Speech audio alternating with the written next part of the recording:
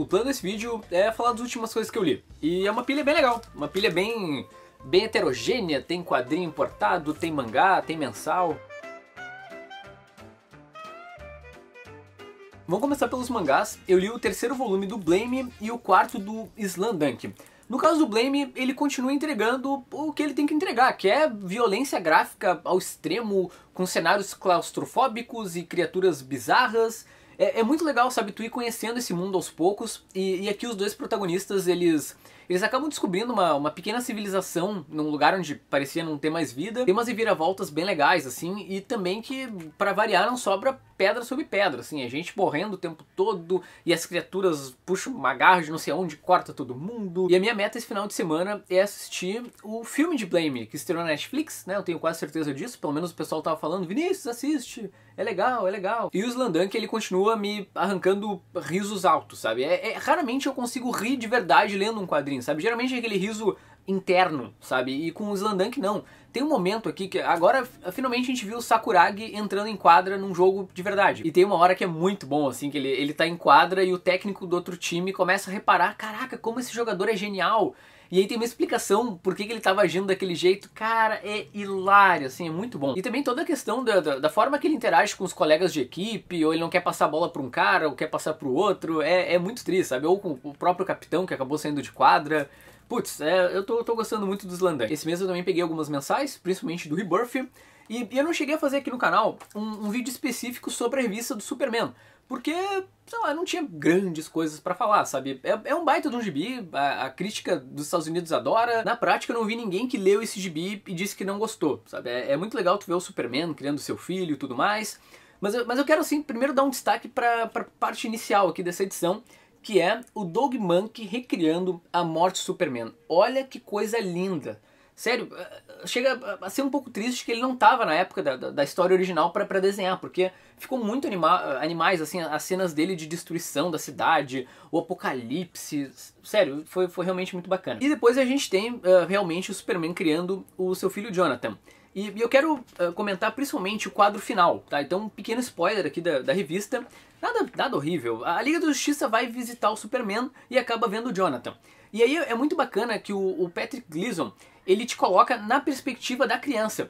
Porque nós que gostamos de quadrinhos, a gente sabe que o Superman, o Batman e a Mulher Maravilha são confiáveis, sabe? São super-heróis. Mas aí ele coloca na perspectiva do Jonathan, que pra ele é muito assustador tudo isso, sabe? Esse mundo novo, ele vê esses heróis, enfim. Então aí o Batman, o Superman e a Mulher Maravilha estão com uma cara meio sinistra. Então, pô, que sacada legal do roteirista, não sei se foi do roteirista ou do desenhista, né? De colocar a perspectiva dele e tu entender como uma criança tá se sentindo dentro da situação que ele tá. Semana passada chegou aqui em Porto Alegre o Monstro do Pântano, Raízes do Mal, que é o primeiro volume da fase do Mark Millar no Monstro do Pântano. Sim, o cara dos Supremos, do Kick-Ass e por aí vai. Se eu não me engano, pelo que eu vi no site da Vertigo, vão ser uns 6 encadernados mais ou menos, pra fechar essa fase. E é um primeiro volume que eu achei um pouco previsível, sabe?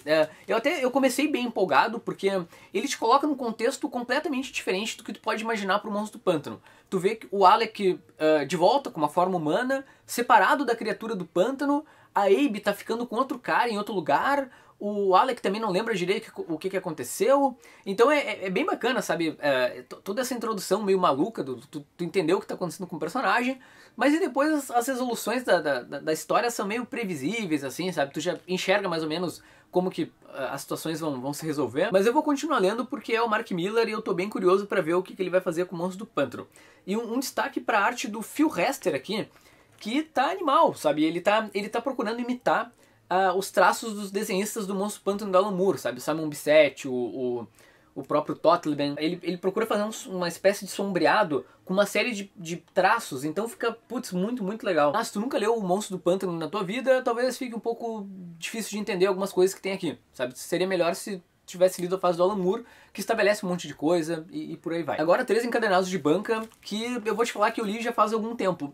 Na prática, eu tenho que começar a fazer esses programinhas mais seguidos, porque depois eu esqueço, né, do que tratam as histórias. Mas enfim, eu gostei dos 3. O Punho de Ferro e o Luke Cage, ele tem uma pegada bem urbana mesmo, sabe? Tu vê eles resolvendo problemas do bairro com uma pegada meio máquina mortífera, sabe? Na relação entre os dois, um faz piadinha com o outro, eles têm algumas piadas internas. Não chega a ser um gibi mega engraçado, mas é legal, sabe? É um clima agradável de ler e é muito bem desenhado. E o Injustiça Volume 7 e essa nova fase do Justiceiro é mais do mesmo, sabe? É aquilo que o fã quer. Ele entrega aquilo que tu gostaria de ler no teu mês quando tu pega, por exemplo, um gibi do Justiceiro. É ele tentando acabar com um cartel de drogas, aí no meio disso, para não ficar uma coisa tão repetitiva, o escritor ele colocou alguns vilões meio malucos, como por exemplo o Fussa, que é um vilão que tu vai ver porque ele se chama Fussa, é bem legal. E se eu não me engano é o último trabalho do Steve Dillon, enfim, né, desenhista do Preacher, que nos deixou recentemente. Eu gostei. É um começo de fase muito legal. Se tu nunca leu nada do Justiceiro, tu vai pegar isso aqui e se divertir. Tem um pouquinho de humor negro. E o Injustiça agora é um ano focado nos deuses do Olimpo. E é mais do mesmo. É o pessoal, os personagens são os personagens da DC se enfrentando por um motivo que eu acho justo. Sabe, eu curto, quanto mais eles bagunçam esse universo, eu acho mais legal ainda. E o foco nos deuses do Olimpo aqui eu achei bem bacana. Chegaram por aqui também alguns encadernados de livraria, de séries contínuas. Tem os Novos Vingadores do Hickman, que como demorou para a Panini lançar a continuação, né, o Tudo Morre saiu faz muito tempo. Aqui tem um arco relacionado ao infinito, então tu tem que ler concomitantemente a saga Infinito com esse gibi. E é legal, tem a arte do Mike Deodato e tu vê os Illuminati enfrentando os generais do Thanos na Terra. É bacana. Pena que essa fase vai demorar muito até terminar e chegar nas Guerras Secretas, porque, nossa, eu acho que fazendo as contas do que está saindo nos Estados Unidos, ou que já saiu, na verdade, ainda faltam mais uns 8 encadernados, mais ou menos. Então, putz, vai levar muito tempo para acabar. No mês passado eu também li uma HQ importada da Image, que é a Plutona, do Jeff Lemire, com desenhos da Amy Lennox. No caso, o Lemire escreve, mas ele também desenha algumas páginas. Até é bem legal que sempre que termina o capítulo, tu tem um pouco da arte dele. Então, putz, dá uma saudade do Swift Tooth, sabe? Esse traço feio, né? Vamos ser sinceros, é feio. Mas eu gosto muito. A história aqui, ela lembra muito Conta Comigo, Stranger Things, o próprio Paper Girls. É uma história sobre um grupo de garotos, de crianças, que encontram no meio de uma floresta o corpo da Plutona, que é, vocês podem ver aqui na capa a mão dela, que é a maior super-heroína da Terra. Tipo, elas encontraram um Superman versão feminina caída no meio de uma floresta. É muito legal, assim, dá pra ver que parecem crianças de verdade, da forma que elas se comportam aqui. Só o final, que é um final que tu não entende o que ocorreu, sabe? Eu fui pesquisar depois em fóruns americanos até, eu vi na verdade no mínimo 5 interpretações diferentes porque o que acontece aqui na última página, sabe? Mas é bacana, eu acho que vale a leitura mesmo assim. E no mês passado, a Companhia das Letras lançou o Mensur do Rafael Coutinho, que é um quadrinho que eu vou te falar que de início eu fiquei meio assim de ler, porque a última coisa que eu li do Rafael Coutinho foi o Cachalote, que não foi uma experiência muito boa. E aqui no Mensur a gente tem a história do Gringo, que é um personagem meio perdido na vida, vamos dizer assim. Ele faz pequenos bicos pelo Brasil, ele vai indo de lugar para lugar, nunca para num ponto fixo. E ele tem todo um passado misterioso que tu vai descobrindo ao longo da HQ, mas o destaque é que ele é um praticante de Mensur, que é uma espécie de luta de espadas, que tu coloca a espada no alto da cabeça. E é uma HQ que, quando eu cheguei no final, eu me senti lendo uma história do Grant Morrison, sabe? Que quando tu termina, tu não sabe se tu gostou, se aquilo foi bom, se aquilo foi ruim.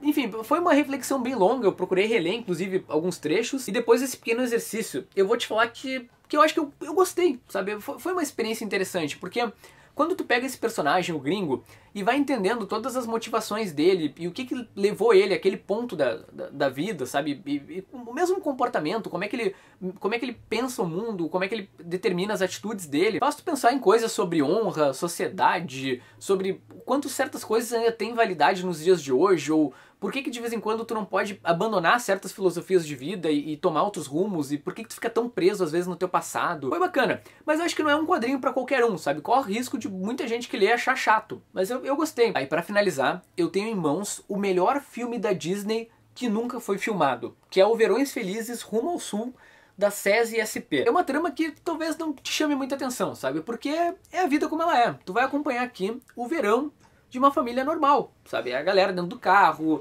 perguntando, já chegamos, tem a criança mais nova, os irmãos que brigam, as piadinhas internas. É isso, é a vida como ela é. Mas eu acho que depois, sei lá, da 10ª página que eu tava lendo, eu já tava dentro da história e eu queria saber o que ia acontecer com eles, já tava torcendo pra que, enfim, determinadas coisas da história acontecessem. O gibi, ele é lindo, ele é tocante, ele é sensível, vai tocar o teu coração, isso eu tenho certeza. E ele trata sobre muitas coisas, sabe? Eu acho que ele tem muitos temas aqui, mas talvez o principal seja a perspectiva de vida aos olhos de um casal, sabe? Isso realmente vai te fazer pensar muito, sabe? Sobre a tua própria vida e sensacional, sensacional. Isso sem falar nos desenhos, é realmente impressionante. Como eu falei, ele parece um filme da Disney, assim, os personagens são extremamente expressivos, as expressões são muito cativantes e a arte, ela é incrível como o desenhista ele não tem preguiça, sabe? Tudo, os cenários, é tudo mega detalhado, cada arvorezinha, cada plantinha, quando eles vão lá no piquenique, é realmente muito legal, assim, sabe? E as cores também são muito bonitas. E eu realmente espero que esse programinha tenha sido legal, sim. Esse foi o meu mês passado, na verdade. Agora tem outro programinha de pickups, porque tem mais algumas coisas um pouquinho mais atuais que estão ali que eu tenho que terminar de ler. E comenta aí embaixo o que tu achou legal das coisas que tu leu esse mês, tá? A tua participação é muito importante para que mais indicações sejam feitas ali embaixo. E é isso, tá? Até outro programinha. Tchau. Caiu tudo. Ah. Putz, não, mas acho que tá... mas eu acho que não destruiu nada. Principalmente as mensais, que geralmente se destrói mais fácil.